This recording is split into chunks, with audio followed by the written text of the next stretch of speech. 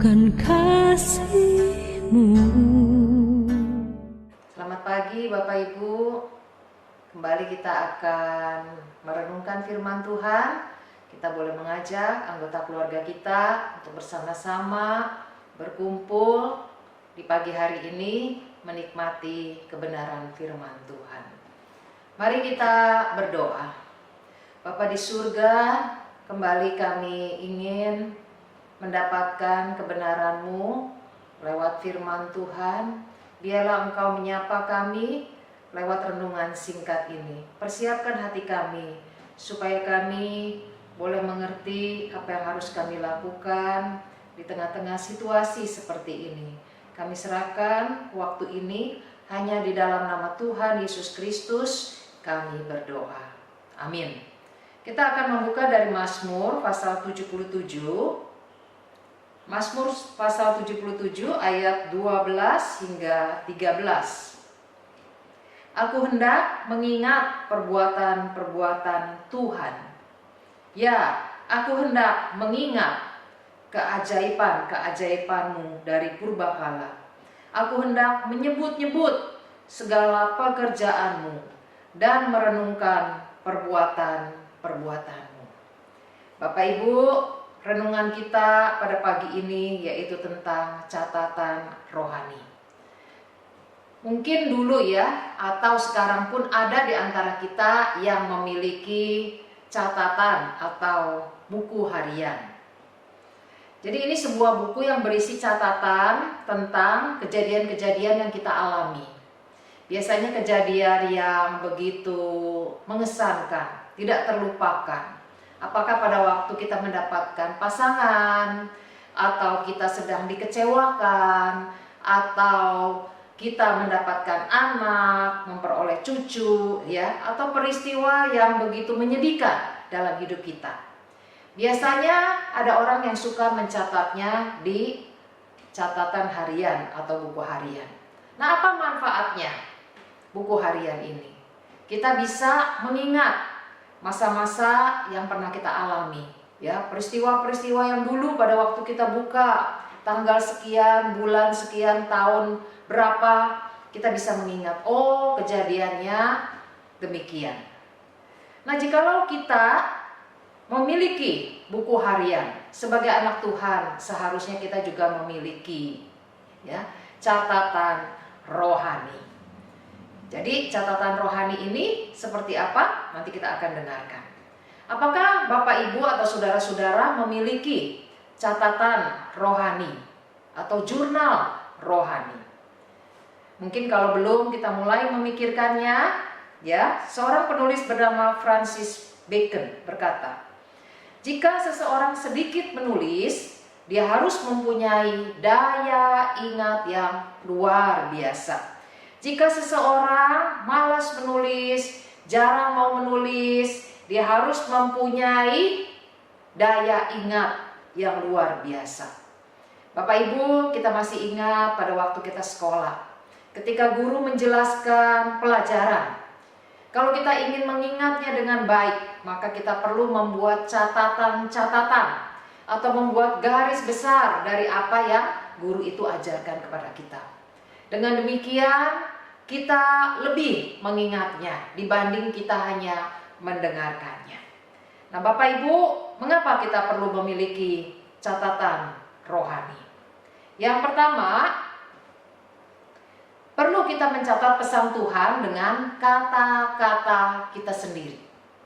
Ya, jadi seringkali kita membaca Alkitab lewat begitu saja, dan kita hanya baca dari renungan harian, santapan harian, itu tidak salah, ya. Tapi seringkali terlewatkan begitu saja. Jadi seringkali kita ini tidak menangkap pesan apa yang disampaikan yang tertulis di dalam Alkitab. Jadi kita perlu renungkan, lalu kita coba, ya, dengan kata-kata kita sendiri, kita menjelaskan apa yang kita baca. Ya, waktu kita bisa menuliskan kembali, menjelaskan dengan kata-kata kita sendiri, biasanya itu mempunyai, ya, ingatan yang luar biasa. Kita bisa mengingat firman Tuhan itu dengan lebih lama. Jadi yang pertama, mengapa kita perlu memiliki catatan rohani? Karena kita perlu mencatat pesan Tuhan dengan kata-kata kita sendiri. Kalau kita bisa mencatatnya, artinya kita sudah memahaminya, sudah mengerti. Yang kedua, mengapa kita perlu memiliki catatan rohani? Untuk membantu kita menyalurkan berkat rohani. Seringkali ketika kita diminta untuk kesaksian, betapa sulit bagi kita. Karena kita tidak memiliki catatan rohani. Kita tidak ingat lagi bahwa ada begitu banyak berkat rohani yang Tuhan telah berikan kepada kita. Karena kita tidak mencatatnya. Tapi seseorang yang mencatatnya, dengan mudah dia bisa mengambil tanggal tertentu di mana Tuhan berbicara kepada dia dalam masa-masa yang sulit.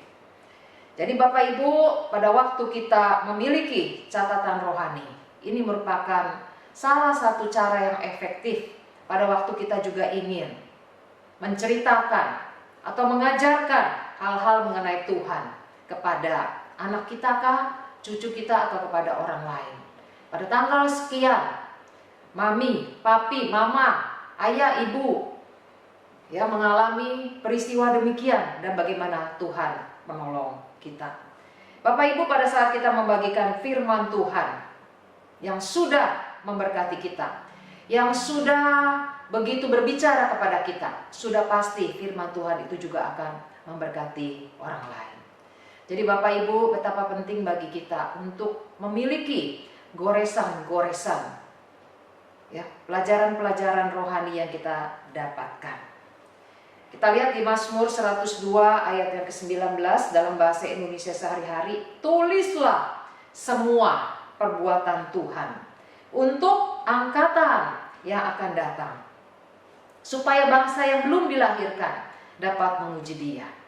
Catatan kita itu bisa memberkati anak cucu kita ketika kita menyimpannya, ketika kita menceritakannya kepada mereka. Oleh karena itu Bapak Ibu, jangan kita meremehkan apa yang tertulis di dalam catatan rohani kita. Kalau kita ingin bertumbuh secara rohani, maka kita juga harus mendisiplin diri kita. Mendisiplin dengan cara apa?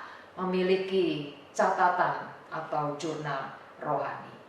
Bapak Ibu yang saya kasih dalam Tuhan, apa yang kita catat dalam catatan rohani kita? Apa yang kita tulis di dalam catatan rohani kita? Mungkin ada di antara saudara-saudara yang saat teduh renungannya itu pakai santapan harian. Di bagian depan bagian depan sekali di situ tertulis kita bisa merenungkan, ada gak perintah Tuhan buat kita, nasihat Tuhan buat kita, atau peringatan Tuhan, janji Tuhan buat kita, atau teladan dari seorang tokoh yang kita renungkan. Atau kita mencatat ucapan syukur, kita bersyukur kita boleh terlewat dari pandemi sampai hari ini. Atau kita mau mengaku dosa karena seringkali kita kurang memiliki waktu untuk merenungkan firman Tuhan. Atau ada tekad kita bahwa setelah ini kita ingin memiliki catatan atau jurnal rohani. Bapak Ibu yang saya kasih dalam Tuhan, saya dulu sering kali menulis tekad atau hal-hal yang saya dapatkan berkat-berkat rohani tapi seringkali terlupakan begitu saja, hanya mencatat. Tapi akhir-akhir ini saya mendapatkan berkat seorang penulis yang bernama Charles Swindoll. Dia mengatakan betapa perlu bagi kita untuk mencatat apa yang Allah kerjakan, apa yang Allah lakukan. Allah lakukan kepada bangsa Israel dulu, kita boleh merenungkannya. Bapak Ibu, jadi kenapa kita perlu fokus kepada apa yang Allah lakukan? Supaya kita tidak melihat hidup ini hanya dari kekuatan kita. Supaya kita tidak hanya melakukan ini dan itu untuk Tuhan, tapi kita membiarkan Tuhan bekerja melalui kita. Kita membiarkan Tuhan sendiri yang berkarya, yang berjalan bersama-sama dengan kita. Bapak Ibu, Mazmur 77 ayat 12 dan 13 yang kita baca tadi, Aku hendak mengingat. Aku tidak ingin melupakan perbuatan-perbuatan Tuhan. Ya, aku hendak mengingat keajaiban-keajaiban-Mu dari purbakala. Aku hendak menyebut-nyebut segala pekerjaan-Mu dan merenungkan perbuatan-perbuatan. Bapak Ibu, saudara-saudara, kita mengingat apa yang telah Allah lakukan dalam kehidupan bangsa Israel. Kita juga perlu mengingat apa yang Allah akan kerjakan di dalam kehidupan kita. Saya akan berikan sebuah contoh dari 2 Korintus 4 ayat 1. Oleh kemurahan Allah, kami telah menerima pelayanan ini. Karena itu kami tidak tawar hati. Setelah saya membacanya, ya lalu saya menangkap ada pesan yang Tuhan ingin sampaikan lewat bagian firman Tuhan ini dari satu perikop dari 2 Korintus pasal 4 ayat 1 hingga ayat yang selanjutnya. Jadi tanggal 6 Juni 2020 saya mencatat bahwa Allah menunjukkan kemurahannya. Allah memberi kepada kita kekuatan. Dan Allah ingin memakai kita dengan segala kelemahan kita. Jadi waktu kita merasa lemah, kita merasa tidak sanggup, Allah memberikan kemurahan, memberikan kepada kita kekuatan supaya kita dapat melewati kesulitan ini. Contoh yang kedua saya ambil dari 2 Korintus pasal 7 ayat yang ke-6. Tetapi Allah yang menghiburkan orang yang rendah hati telah menghiburkan kami dengan kedatangan Titus. Allah menghibur Paulus dengan mengirimkan Titus yang menyampaikan bahwa jemaat itu mengalami pertumbuhan secara rohani. Tentu saja Paulus merasa terhibur dengan berita yang dibawa oleh Titus. Saya renungkan kembali dan saya mencatat di buku atau di catatan rohani saya. Allah menghibur saya dengan segala cara. Jadi Bapak Ibu, setiap hari saya mencatat apa yang Allah lakukan. Bukan lagi apa yang akan saya kerjakan, apa yang harus saya hindari, itu memang perlu. Tapi akhir-akhir ini saya lebih banyak merenungkan apa yang Allah lakukan dalam hidup kita. Jadi Bapak Ibu, tugas kita adalah mencatat, ya, kita mengingat apa yang Allah lakukan. Saya ingin memberi sedikit kesaksian pada hari Minggu 14 Juni 2020, ya. Waktu itu saya ingin sekali makan martabak manis karena sudah lama tidak pernah makan ini. Selama masa pandemi saya tidak pernah berani jajan di luar, ya. Sehingga akhir-akhir ini merasa aduh kepengen sekali, ya. Seperti apa itu ya martabak manis, rasanya seperti kayak orang ngidam, kepengen banget makanan itu. Bapak Ibu tahu apa yang Allah lakukan? Allah mengirim seorang ibu, dia tidak pernah ke gereja di sini, tidak rutin ke gereja di sini, ya, jarang sekali dia datang. Tapi hari itu dia datang, dia membawa martabak manis, ya. Jadi dia memberikannya kepada saya. Waduh, saya sampai menelan air liur. Saya senang sekali karena ini makanan yang memang saya ingin makan gitu ya, karena sudah lama tidak makan makanan tersebut. Bapak Ibu yang saya kasih dalam Tuhan, waktu itu saya juga tidak berdoa kepada Tuhan, Tuhan berikanlah kepada saya martabak manis, tidak. Tapi saya hanya dalam hati saya mengingat firman Tuhan yang pernah saya catat, Allah menghibur saya dengan segala cara. Saya memang sempat merenungkan, Tuhan, Engkau ingin hibur saya dengan apa? Begitu ya. Ternyata hiburan Tuhan ini benar-benar membuat saya tertawa. Ternyata Tuhan tahu ya apa yang saya inginkan. Bukan hanya satu kali, 2 kali ibu itu datang dan dia membawa martabak manis untuk saya. Bapak Ibu yang saya kasih dalam Tuhan, tentu banyak apa yang telah Allah lakukan dalam hidup saya dan hidup saudara. Tentu saja bukan hanya masalah martabak, tentu saja banyak sekali hal-hal lainnya.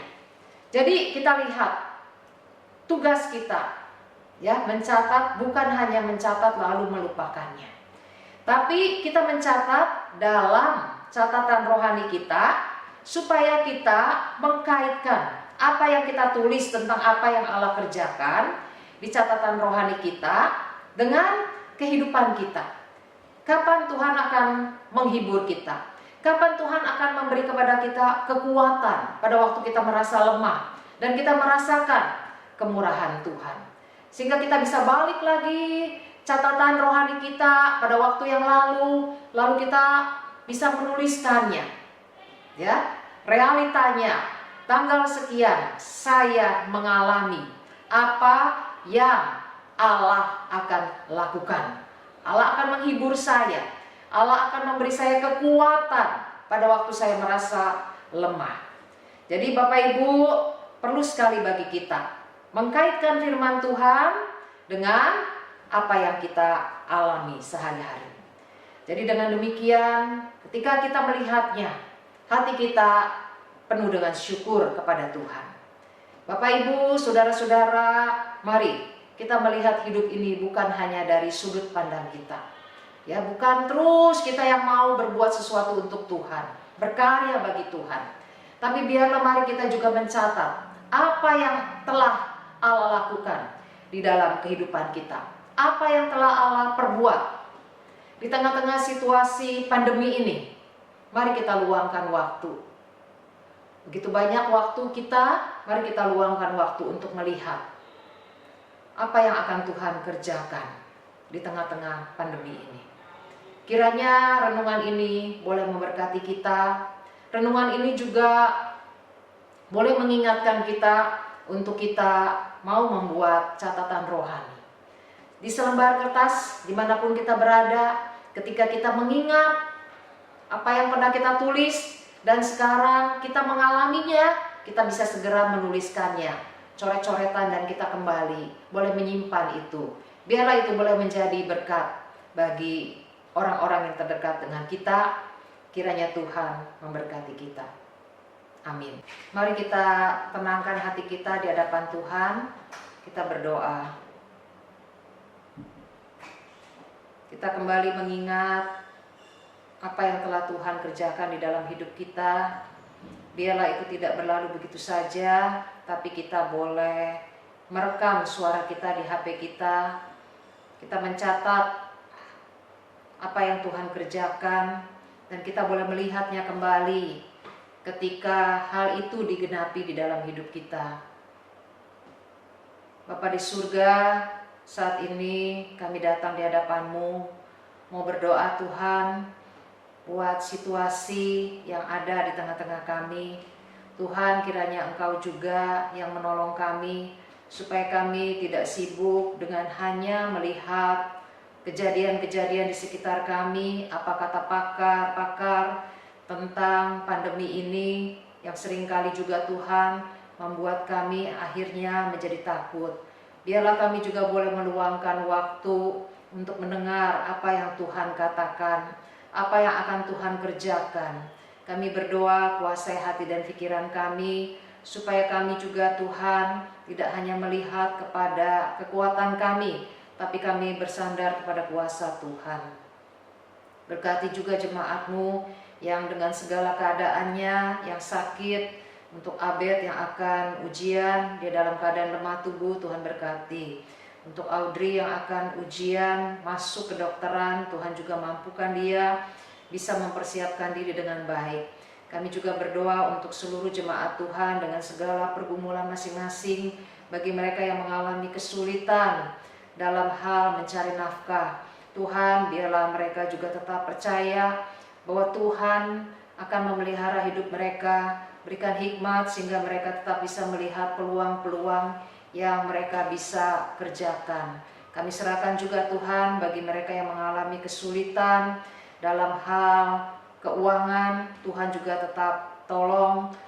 Biarlah Tuhan juga berkati bagi saudara-saudara kami yang mengalami kekhawatiran karena takut adanya pengurangan tenaga kerja. Tuhan juga tetap tolong. Biarlah kami tetap bersandar kepada Tuhan, kami bekerja baik-baik, dan Tuhan juga campur tangan sehingga kami, Bapak, bisa mengerjakan tugas kami dengan sebaik-baiknya bersandar kepadamu.